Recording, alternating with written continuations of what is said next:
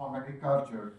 But we also need to worry about it that our agricultural imports have increased almost doubled in the last 4 to 5 years from about 1.7 lakh crores to 3.5 lakh crores. So that's also a cause of concern. And when I look at the import basket, one is the large part of our, almost 40 to 45% of our agriculture imports are of edible oils. And the second most important item is pulses, which contribute about 13%, 14%. And the third is fresh fruits and vegetables. So I see it from the opportunity for our farmers. So why can't we really, the Honorable Prime Minister has given a call for achieving Atmanirbharta, self-sufficiency in both edible oils and pulses, and I think that provides huge opportunity for our farmers to really take advantage of that. And as I said, that the demand for pulses has gone up dramatically in the last 5 to 7 years. So that means that if we are able to meet that growing demand, probably we would have much more crop diversification, which we have been talking about for a long time. So, as I said, that we are also number 7 or number 8 in terms of our exports in the global market, and India is the largest exporter of rice. So we contribute almost 25% or more than 25% of the global exports. Similarly, we also export marine products. We also export various other agriculture commodities and products.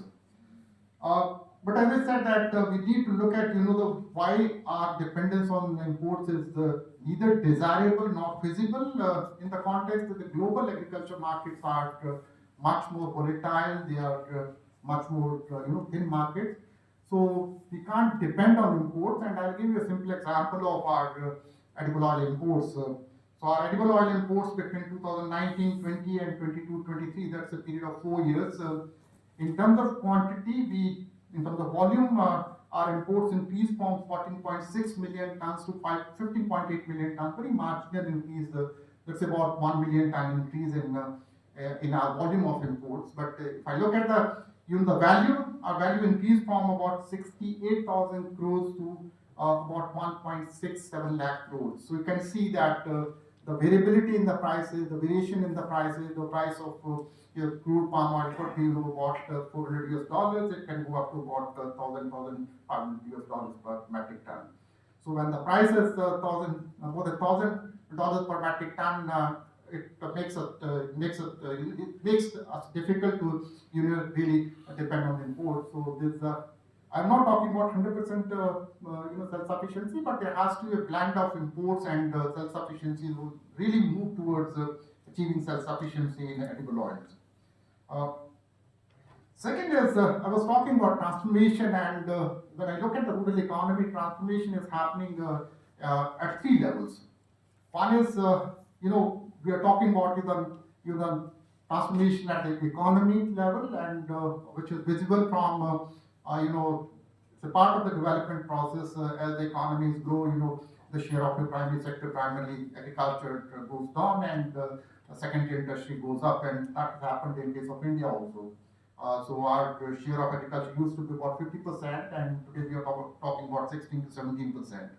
But this process of structural transformation has accelerated in the post-reform period, particularly in the 90s and the early part of 2000s, where there was a steep decline in the contribution of Indian agriculture to the national economy. But that didn't have the similar kind of decline in dependence on agriculture in terms of labor. So that means we have surplus labor in agriculture, and when we have surplus labor in agriculture, the productivity, the labor productivity is much lower. So one of the challenge for all of us is that how do we take out that surplus labor from agriculture and employ it or engage it in a sector which is more which provides more gainful employment. So if I look at in terms of employability, if we look at the services sector, agricultural labor is not employable in the services sector because these are highly technical, highly skilled. When I look at the manufacturing again, part of manufacturing requires skilled manpower, but part of it could be semi-skilled. So I think the real the challenge and real opportunity is that how do we look at rural economy per se. So that means we need to focus much more on non-farm sector activities. We need to promote more, the cottage industries or those industries which are based on raw material from agriculture and like artisans or handicrafts, handlooms. So those are the kind of areas. And the scale mission was primarily, for this purpose that we identify the needs of our sector, we identify the need of the people, what kind of training they require, and I think that requires much more granular kind of estimates in terms of, I would say, at the village level or the panchayat level, that what kind of activities could be undertaken in that area, and how do we really train those people, skilling the manpower to so that we take out that surplus labor from agriculture and employ it in a more gainful manner. So that's the first stage of transformation. Second stage of transformation is happening, in terms of the rural economy. So earlier,